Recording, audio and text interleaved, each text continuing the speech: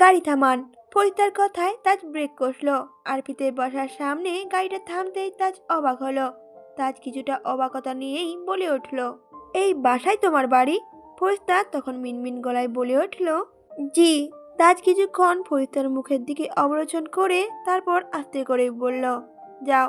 তাজের বলতে দেরি। ফরিস্তা তড়িঘড়ি করে গাড়ি থেকে নেমে এক ছুটে বাসার ভিতরে চলে যেতে দেরি হলো না।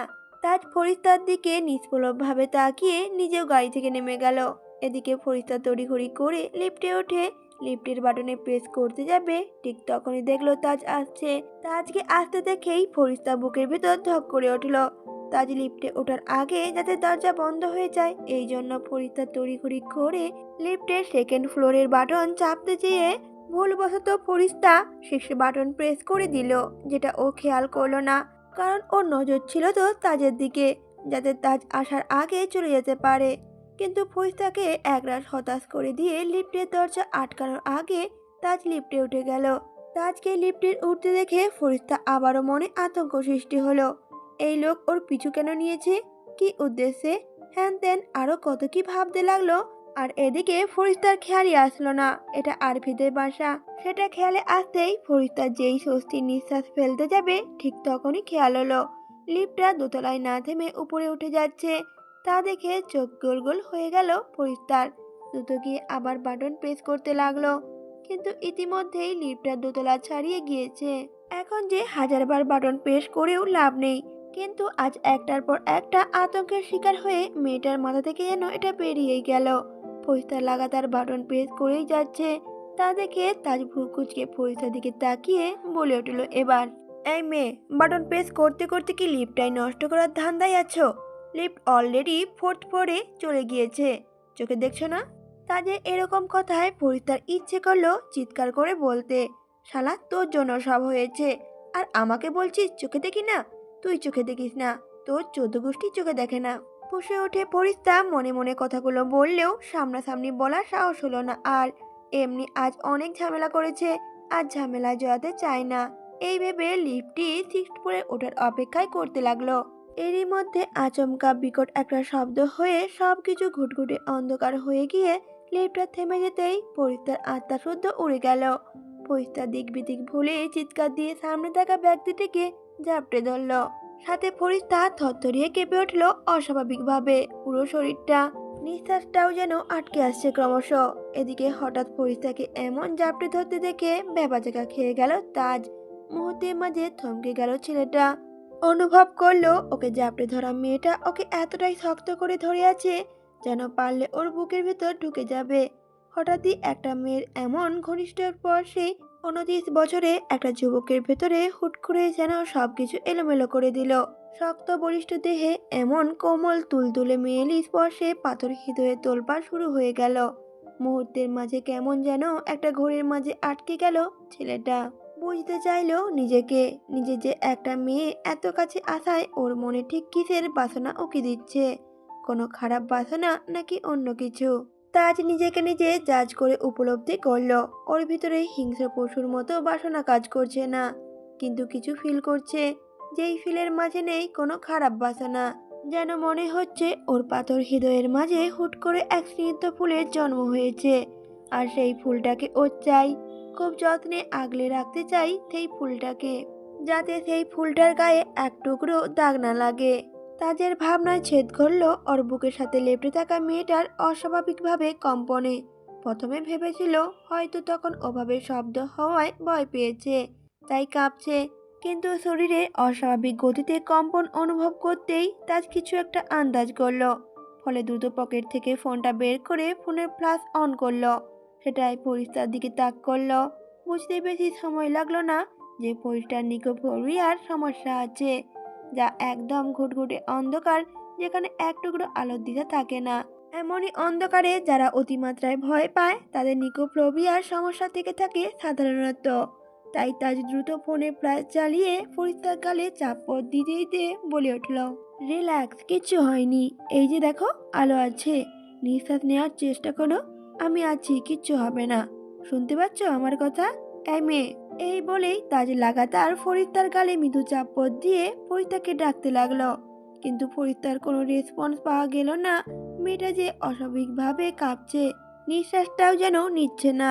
তা দেখে তাজ দ্রুত ফরিস্তাকে নিচে সামনের দিকে বসিয়ে দিল। তারপর বলতে লাগলো, এই মেয়ে, এই শ্বাস নাও ধীরে ধীরে। সামনের দিকে হালকা ঝুঁকে বসাতে ফরিস্তার উদ্বিগ্ন শরীর একটু রিল্যাক্স হতে একটু একটু করে শ্বাস নিতে সক্ষম হলো। এভাবে অনেকটা সময় পর প্রপারলি শ্বাস নিতে সক্ষম হলেও ফরিস্তার শরীরটা একদম দুর্বল হয়ে গিয়েছে। নিজের শরীরের সবটুকু ভার ছেড়ে দিয়ে নিশ্চুপ হয়ে লেপ্টে রইল তাজের বুকের সাথে। ফরিস্তাকে স্বাভাবিকভাবে শ্বাস নিতে দেখে একটা স্বস্তির নিঃশ্বাস ফেলল। পরক্ষণে ফরিস্তার শরীরে ভার ছেড়ে দিয়ে বুঝলো যে শরীর দুর্বল হয়ে পড়েছে। তাই তাজ ফরিস্তাকে না ডেকেই অতি সন্তর্পণে বাহুডোর আগলে রেখে ফোন লাগালো আরপিকে। প্রথমবার রিং হয়ে ফোনটা কেটে গেল, দ্বিতীয়বার কেটে গেল, তৃতীয়বার ফোনটা রিসিভ হতেই তাজ ধমক দিয়ে বলে উঠলো আরপিকে, ফোন ধরতে তোর এত সময় লাগলো কেন? কখন থেকে ফোন করছি, কোথায় ছিলিস? ফোনটা রিসিভ করার সাথে সাথে তাজের এমন বাজঘাই গলার ধমক খেয়ে আরপি কান থেকে ফোনটা সরিয়ে চেক করে দেখলো আরো দুটো মিস কল উঠে আছে তাজের। মাত্র দুটো কল দিয়ে এতেই এমন ধমকাচ্ছে। ভাবতে আরবি চোখ মুখ খিচিয়ে বিড়বিড় করে বলে উঠল, নাকের ডগায় রাগটা কি কোনোদিনও কমবে না? কতটা বিড়বিড় করে বলে তারপর আরবি গলাটা পরিষ্কার করে বলে উঠল তাজকে, আরে ফোনের কাছে ছিলাম না তো, বল কি বলবি বল। তাজ এবার বিরক্ত হয়ে ধমক দিয়ে বলে উঠল, লিফটে কি হয়েছে? লিফট বন্ধ কেন? হঠাৎ তাজে এরকম কথায় আগামাথা কিছু বুঝতে না পেরেই আরফি বলে উঠল, কি বলছিস লিফট খারাপ? কোন লিফট, কাদের লিফট? তখনই আরপি এমন প্রশ্নে তাজ দাঁতে দাঁত চেপে বলে উঠল, তোর কাছে লিফটের কথা বলেছি, তাহলে নিশ্চয়ই অন্য বাড়ির লিফটের কথা তোকে বলবো না? তাজে এরকম কথায় আরপি একটা শুকনো ঢোক গিলে বলে উঠল, বুঝতে পেরেছি, তুই কোথায়? বাসা নিচে? ঝড়ের জন্য না কোন তার নাকি ছিঁড়ে গিয়েছে, যার জন্য কারেন্ট নেই। সব ঠিক করে কারেন্ট দিয়েছিল, বাট তারে সমস্যা হওয়ায় আবার কারেন্ট চলে গিয়েছে। লাইট ঠিক করছে, আধ ঘন্টা লাগবে। তুই নিচে দাঁড়িয়ে থাক, আমি আসছি। কথাটা বলেই আরপি বের হতে উদ্যক্ত হতেই তাজ ধমকে বলে উঠল, এই যে কথা না বুঝে তোর এই এক লাইন বেশি বুঝে অতিমাত্রায় বকবকানি করার স্বভাবটা চিরতরের জন্য ঘুচিয়ে দেব শালা। আমি লিফটের ভিতরে আটকে আছি, 5 মিনিটের ভেতরে কারেন্ট না আসলে তোর কি অবস্থা করব আমি নিজেও জানি না। কথাটা বলেই খট করে ফোনটা কেটে দিল তাজ।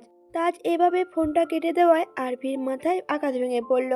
এত তাড়াতাড়ি এখন কি করে লাইন ঠিক করবে ভেবেই আরপি তড়িঘড়ি করে ফোনটা কাউকে লাগালো আর বলল দ্রুত লাইনটা ঠিক করতে। বলা তো যায় না, সময় মতো যদি কারেন্ট না আসে তাহলে সত্যি সত্যি তাজ ওর হাল বেহাল করে ছাড়বে। ভাবতেই আরপি একটা শুকনো ঢোক গেল। 5 মিনিটের জায়গায় 10 মিনিট পর কারেন্ট আসলো। কারেন্ট আসলেই তাৎক্ষণিকভাবেই লিফটটা 6 ফ্লোরে পৌঁছাতেই তাজ তাকালো ওর বাহুডোরের সাথে মিশে থাকা দুর্বল মায়াবিনীর দিকে, যার দুর্বল চোখ দুটো আলতো করে বন্ধ করা, শরীরের যেই অবস্থা এতে মনে হয় না নিজে উঠতে পারবে। তবুও তাজ কালে মৃদু চাপ্পড় দিয়ে এই মেয়ে বলে ডাকতে লাগলো, কিন্তু কোনো সাড়া শব্দ না পেয়েই লক্ষ্য করলো তাজ ফরিস্তা জ্ঞান হারিয়েছে। ফরিস্তাকে সেন্সলেস হতে দেখে তাজ আর কিছু না ভেবেই ফরিস্তাকে আলতো করে কোলে তুলে নিল। তাজ ফরিস্তাকে কোলে করে নিয়ে লিফট থেকে বাইরে বের হতেই দরজার সামনে দাঁড়িয়ে থাকা আরপি চোখ জোড়া সহসাই কপালে উঠে গেল। আরপির এভাবে তাকানো দেখে তাজ রাগী স্বরে ধমক দিয়ে বলে উঠল, বোয়াল মাছের মতো হা না করে সামনে থেকে সর। তাজের কথায় আরপির হুঁশ আসতেই চোখ বড় বড় করে বলে উঠল আরপি, এই তাজ, এটা কি করছিস তুই? ওকে কি তুলে এনেছিস তুই? আরপির এই আজেরা প্রশ্ন শুনে তাজ এবার ধমকে বলে উঠল, সামনে থেকে সর। তাজের ধমকে আরপি বিস্ময় হয়ে পাশে সরতেই তাজ ফরিস্তাকে কোলে নিয়ে বাসায় প্রবেশ করলো। হঠাৎই তাজের কোলে ফরিস্তাকে দেখে আমিনা বেগম আর আদ্রিবা ছুটে এসে বিচলিত হয়ে বলতে লাগলো, ফরিস্তার কি হয়েছে? অজ্ঞান হয়েছে কেন? এদের এত এত প্রশ্নে তাজ বিরক্ত হলেও সেটা প্রকাশ না করে ছোট্ট করে বলে উঠল, কারেন্ট চলে যাওয়ার লিফটের ভিতরে আটকা পড়ে গিয়েছিল। নিকোফোবিয়ার প্রবলেম আছে, তাই অন্ধকারে অতিমাত্রায় ভয় পাওয়ার জন্য সেন্সলেস হয়ে গেছে। তাজের কথায় আমিনা বেগম বিচলিত হয়ে এবার বলে উঠল, তুমি ওকে গেস্ট রুমে শুয়ে দাও বাবা, আমি দেখছি। আদ্রিবা, তুমি যে ফারজানা আপাকে ডেকে নিয়ে আসো। মায়ের কথায় আদ্রিবা তড়িঘড়ি করে ফারজানা বেগমকে ডাকার জন্য বেরিয়ে গেল। এদিকে তাজ ফরিস্তাকে আলতো করে বেডে শুয়ে দিয়ে তার পালস চেক করে দেখলো ধীর গতিতে চলছে তা। তার ভিতরে ফারজানা বেগম হুমড়ি খেয়ে রুমে প্রবেশ করলেন। মেয়েকে অচেতন অবস্থা দেখে অস্থির হয়ে পড়লেন তিনি। ফারজানা বেগমের এরকম অস্থিরতা দেখে তার তপ্ত শ্বাস ফেলে বলে উঠল, শ্বাসকষ্ট ওঠায় ওনার শরীর একটু অসুস্থ হয়ে পড়েছে। টেনশনে কিছু নেই, জ্ঞান ফিরে আসবে এখনই। তাজের কথায় ফারজানা বেগম একটু শান্ত হলো। সেটা দেখে তাজ শান্ত স্বরে বলে উঠল, ওনার চোখে মুখে হালকা পানি ছিটিয়ে দিন, ঠিক হয়ে যাবে। কথাটা বলেই তাজ এক পলক ফরিস্তার অবচেতন মুখের দিকে তাকিয়ে আরপিকে নিয়ে রুম ছেড়ে বেরিয়ে গেল। বাইরে বেরিয়ে এসে তাজ সন্ধিহান স্বরে আরপিকে বলে উঠল, এই মেয়ে তোদের বাসায় উঠেছে আর আমাকে বলিসনি কেন? তাজের ছোড়া প্রশ্নে আরপি ভ্রু কুঁচকেই বলে উঠল, এবার কোন মেয়ে? তখন তাজ বিরক্ত হয়ে বলে উঠল, ওই মেয়েটা। আরপি এখনো কিছু বুঝে উঠতে না পেরে ভ্রু কুঁচকে বলে উঠল, আরে বাবা, কোন মেয়েটা বলবি তো? তাজ এবার বেশ গম্ভীর গলায় বলে উঠল, ফরিস্তার কথা বলছি। তাজের এবারের কথায় আরপি চোখ গোল গোল করে বলে উঠল, বেশ অবাকই ভাববে, তুই কি কখনো বলেছিলি ফরিস্তার আপডেট তোকে দিতে, যে বলবো তোকে? আমার তো মনে হয় না তুই বলেছিস। সন্ধিয়ান স্বরে কথাটা বলে উঠল, বাই দা ওয়ে, দোস্ত, মনে হচ্ছে না তুই ফরিস্তার জন্য একটু বেশি ভাবছিস? তার মানে পাপড়ের কথা সত্যি, তুই ফরিস্তার প্রেমে পড়েছিস? আরপির কথায় তাজ কোনো বিলম্ব না করেই সোফায় গা এড়িয়ে দিয়ে বলে উঠল, প্রেম কাকে বলে আমি তা জানি না, কিন্তু ওই মেয়ের প্রতি কেমন একটা উইকনেস কাজ করে আমার। এর নাম কি আমার তা জানা নেই। তাজের এরূপ সহসা স্বীকারোক্তিতে আরপির চোখ তো কপালে উঠে গেল। ওরা আগে থেকে টের পেয়েছে ফরিস্তার প্রতি তাজের কিছু একটা অনুমতি আছে, কিন্তু সেটা যে এক কথায় স্বীকার করে নেবে তাজ, সেটা কল্পনাও করেনি। অবশ্য কোনো জিনিস নিয়ে বিলম্ব করার ছেলে তাজ না, যা বলার সরাসরি সেটা বলে দেয়। এটা যেন তাজের জন্মগত স্বভাব। আরপি উৎসাহ নিয়ে এবার তাজের দিকে তাকিয়ে বলে উঠল, কিরে, তুই কি বিয়ে করবি ফরিস্তাকে? আরপির এরকম প্রশ্নে তাজ বিরক্তিতে চোখ মুখ কুঁচকে ফেলল। সবে মনে এক করে ওই মেয়ের প্রতি উইকনেস কাজ করেছে। এখনো তো ওর জানা নেই এই উইকনেসে এর ঠিক কি কারণ।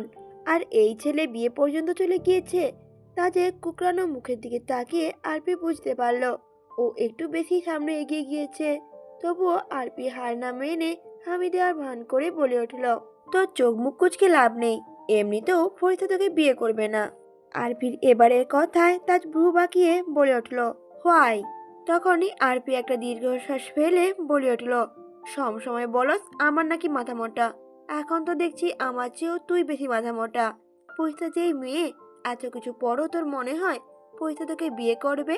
পরিস্থার সাথে দেখা হওয়ার পর থেকে মেয়েটাকে যে পরিমাণ ধমকেছিস তুই, তারপর তো মনে হয় না ওই মেয়ে তোকে বিয়ে করবে। আরে বিয়ে তো করবে দূরের কথা, বরং উৎপেতে আছে কখন এর প্রতিশোধ নেবে। যেই যেদি মেয়েরে বাবা, কাউকে পরোয়া করে না। আরপির বলা প্রতিটা কথাই শুনলো তাজ, কিন্তু এতে ওর ভিতরে কোনো ভাবান্তর দেখা গেল না। উল্টো একটা বাঁকা হেসে তাজ বলে উঠল, তাজ চৌধুরী যেটা একবার চায় সেটা যেভাবেই হোক আদায় করে ছাড়ে। কাকভোর সকালে হাতের ভাঁজে হকি স্টিক নিয়ে বাসা থেকে বের হচ্ছিল তাজ। আর সেই সময় দীপা চৌধুরী সবে মসজিদ থেকে নামাজ আদায় করে ফুরফুরে মনে গেট পেরিয়ে বাসার ভিতরে প্রবেশ করছিল। কিন্তু তাজকে দেখে আর তাজে এরূপ দেখে ফুরফুরে মনটা চট করে শক্ত কাঠ হয়ে গেল। তিনি শক্ত চোয়াল করে তাজের উদ্দেশ্যে বলে উঠল, ভোরের আলো ফোটার আগেই তোমার গুন্ডামি করা শুরু হয়ে গিয়েছে? দীপা চৌধুরীর কথায় তাজ ভ্রু কুঁচকে বলে উঠল, এবার এক ডায়লগ আর কত দিবে? এবার অন্তত এই ডায়লগ চেঞ্জ করে নতুন কিছু বলো। I am so boring for you same dialogue everyday. তাজের কথায় প্রত্যুত্তরে দীপা চৌধুরী শক্ত স্বরে বলে উঠল, do you understand my situation like you? প্রত্যুত্তরে তাজ ভ্রু কুঁচকেই বলে উঠল, I don't need to understand. এই বলেই তাজ পাশ কাটিয়ে চলে যেতে নিলে দীপা চৌধুরী তীক্ষ্ণ কণ্ঠে আবার বলে উঠল, তা এই সকাল সকাল কজনে মাথা ফাটাতে যাচ্ছ, বেয়াদব ছেলে? দীপা চৌধুরীর কথায় আবার থামলো তাজ, তারপর শান্ত স্বরে বলল, বেশি না, 4 জনের মাথা। প্রত্যেকের মাথাটা ফাটিয়ে তোমার কাছে পাঠিয়ে দেব, ফ্রিতে ট্রিটমেন্টটা করিয়ে দিও। তাজে এরকম কথায় দীপা চৌধুরী চোয়াল শক্ত হলো, কঠিন স্বরে বলে উঠল, অসভ্য ছেলে, মজা করছো আমার সাথে? ভুলে যেও না আজ তোমার ডিউটি আছে। ডিউটির টাইম যেন 1 মিনিটও এদিক ওদিক না হয়, এটা মাথায় রেখো। কথাটা বলে রাগে ক্ষোভে হনহনিয়ে বাসার ভেতরে ঢুকে গেল দীপা চৌধুরী। আর তাজ সেদিকে পাত্তা না দিয়ে বাইক নিয়ে ছুটলো নিজের গন্তব্যে। গন্তব্যের কাছে এসে কাঙ্ক্ষিত স্থানে পৌঁছে চোয়াল শক্ত করে বাইক থেকে নামলো তাজ। সামনে ভাঙাচোরা একটা ঘরের দরজা হাতের উল্টো পাশ দিয়ে ঠক ঠক করে শব্দ তুলল। যদিও এই ভাঙাচোরা নড়বড়ে দরজা ভেঙে ভেতরে ঢোকার 1 সেকেন্ড সময়ের ব্যাপার তার, তবে সেটা না করে দরজায় নক করলো। অনেকটা সময় পর ঘুম ঘুম চোখে একজন দরজা খুলতে খুলতে বেজায় বিরক্ত নিয়ে বলে উঠল, কোন শালাটা এই সকাল সকাল ঘুমটা ভাঙাতে এলো? আর কিছু বলার আগেই সজরের বুকে তীব্র আঘাতে ছিটকে দূরে সরে গেল। লোকটা উল্টে গিয়ে মদের কাচের বোতলগুলোর উপরে পড়তেই ঝনঝনিয়ে বোতলগুলো ভেঙে চুরমার হয়ে গিয়ে লোকটার সারা শরীরে ভিজে যেতেই লোকটা মুখ থেকে অস্পষ্ট স্বরে বেরিয়ে আসলো ব্যথায় আর্তনাদ। হঠাৎ এমন বিকট শব্দে পাশের রুম থেকে 3জন হুমড়ি খেয়ে সামনের রুমে আসতেই ওদের ভিতরে একজনের এই অবস্থা দেখে তার কাছে যেতে নিবে, ঠিক তখনই তাদের দিকে চোখ যেতেই সহসা 3জনের পা থমকে গেল।